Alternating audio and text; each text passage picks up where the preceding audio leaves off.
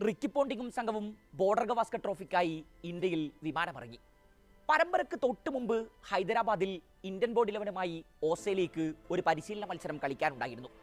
ബ്രെറ്റ്ലിയും Mitchell ജോൺസണും Stuart ക്ലാർക്കും Peter സിഡിലുമൊക്കെ നയിച്ച Aussies bowling ഡിപ്പാർട്ട്മെന്റിന് മുന്നിൽ 120-4 എന്ന നിലയിൽ തകർന്നു തുടങ്ങുകയായിരുന്നു ആതിഥേയർ. 22 വാര പിച്ചിന്റെ രണ്ടറ്റങ്ങളിലായിപ്പോൾ രണ്ട് യുവതാരങ്ങൾ ബാറ്റുമെന്തി നിൽപ്പുണ്ട്. 21-കാരൻ രോഹിത് ഗുരുനാഥ് ശർമ്മയും 19-കാരൻ വിരാട് കോഹ്ലിയും.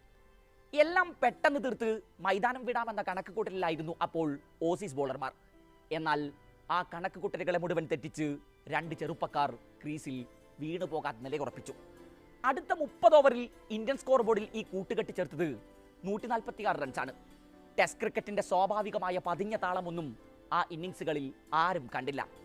ഹൈദരാബാദിൽ രോഹിത്തും കോഹ്ലിയും അന്ന് 2 അതിവേഗ സെഞ്ചുറികൾ കുറിച്ചു, അതും ഏകദിന ശൈലിയിൽ ബാറ്റ് വീശി. ഇരുവരും 105 റൺസ് വീതമാണ് സ്കോർ ബോർഡിൽ ചേർത്തത്. രോഹിത് നേരിട്ട 144 പന്തിൽ 12 ഫോറും 4 സിക്സും അടിച്ചെടുത്തപ്പോൾ കോഹ്ലി നേരിട്ട 146 പന്തിൽ 14 ഫോറും 1 സിക്സും കുറിച്ചു.